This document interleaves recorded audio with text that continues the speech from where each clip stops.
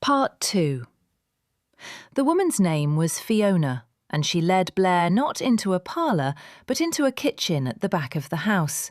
The only room, Blair noticed, without curtains drawn over the window.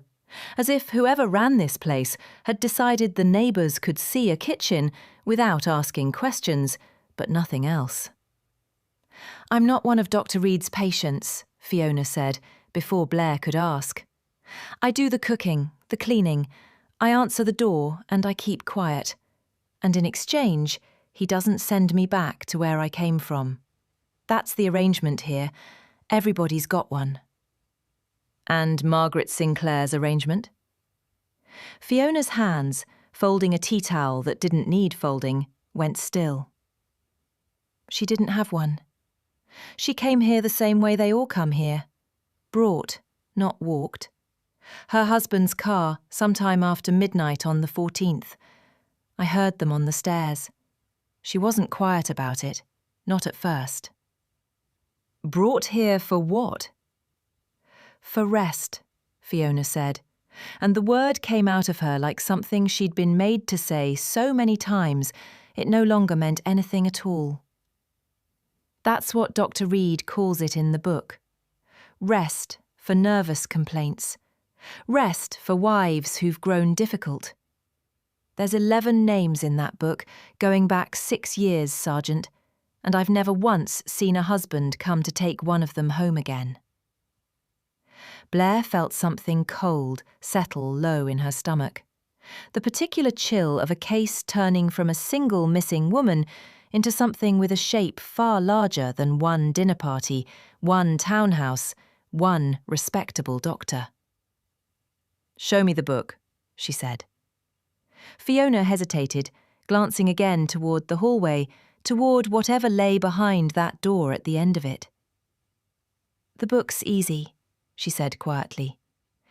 "It's Mrs. Sinclair I'm frightened to show you. She's been asking for you by name since this morning. Don't ask me how she knew you'd come. She just did." The ledger sat in a locked drawer, in what had once, judging by the faded medical charts still pinned to the wall, been a proper consulting room. Fiona produced the key from beneath a loose floorboard with the ease of someone who had opened that drawer alone, at night, more than once, working up the courage to do exactly what she was doing now. 11 names. Blair recognised 4 of them immediately, wives of men whose portraits hung in the Western Club, whose names appeared in the Herald Society pages more often than in any medical register. Beside each name, a date of admission, a diagnosis in Latin Blair didn't recognise, and a dosage schedule that read, to her untrained eye, like something meant to keep a person calm rather than well. "He calls it treatment," Fiona said. "I call it what it is.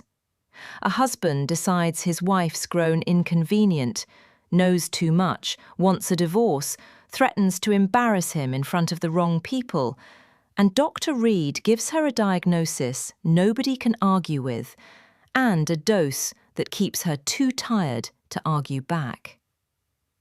And nobody's ever come looking." "You're the first," Fiona said, "in 6 years. Most families are only too glad to have the problem solved quietly."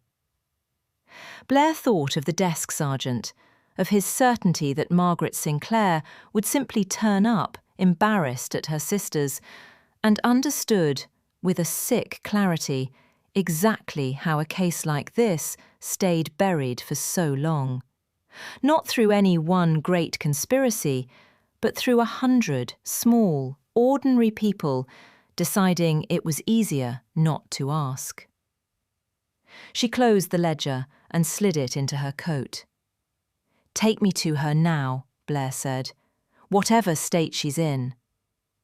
Fiona nodded and led her down the hallway at last, toward the closed door, her hand shaking only slightly on the key. Margaret Sinclair was sitting upright in a narrow bed by the window, thinner than her photograph, hair unbrushed, but her eyes, when they found Blair's, were sharp, entirely present, nothing like the dull compliance Blair had braced herself to find. "You took your time, Sergeant," Margaret said, and her voice, though hoarse, carried the same dry precision Blair imagined she'd once used at every dinner party in Kirkley Terrace. "I've been fighting them on the dosage for 3 days, spitting half of it under my tongue when Fiona's not looking, God forgive me. It seemed important to still be myself when someone finally came." "Why did your husband do this?" "Because I found his account books," Margaret said simply. "Not medical records, Sergeant, financial ones. My husband's clinic hasn't turned an honest profit in 4 years. He's been billing the health board for procedures that never happened, on patients who don't exist. And Dr. Reed, who isn't a doctor at all, by the way, struck off in 1969, has been laundering the difference through this house. I told Alistair I wanted a divorce, and I meant to take those books to a solicitor by Monday morning." "So he had you committed instead?" "Rest," Margaret said, with something close to a bitter laugh. "For a woman who'd grown difficult. I believe that's the exact phrase in the ledger." Blair thought of the 11 names, of 6 years of quiet arrangements between respectable men and an unlicensed doctor with a locked drawer and a dosage schedule, and felt the shape of the case settle into something she could finally, properly, arrest somebody for. "I need you to come with me now," Blair said. "Both of you. Tonight, before anyone can telephone ahead and warn your husband we're coming."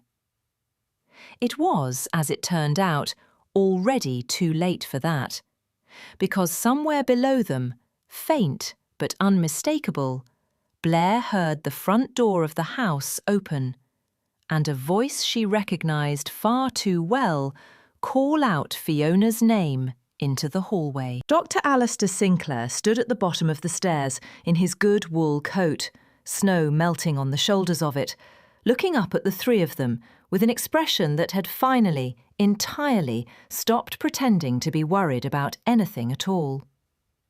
"Sergeant Blair," he said pleasantly, as though they'd met at a garden party rather than the doorway of the illegal nursing home where he'd hidden his own wife.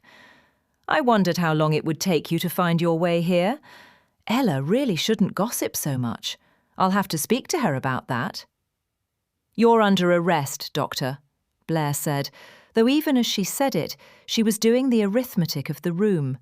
One exit, one telephone line she hadn't yet confirmed was cut, and a man who looked, for the first time all week, entirely unafraid of the law standing in front of him.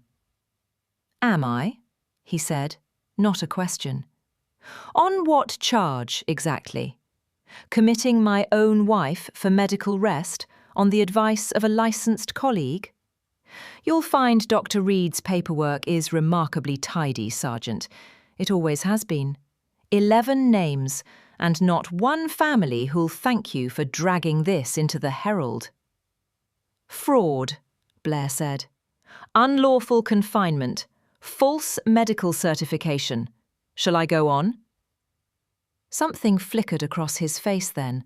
Not fear exactly, but the first real recalculation Blair had seen in him since Kirkley Terrace. The look of a man realising the wall he'd spent 6 years building had just been handed a very specific, very official crack. "You'll need proof of all that," he said quietly. "And I'm afraid Dr. Reed's ledger has a habit of going missing whenever the wrong sort of person comes asking after it."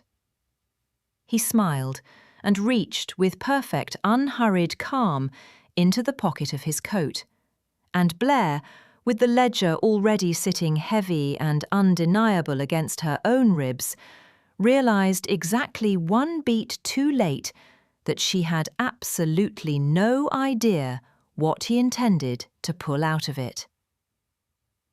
End of part 2.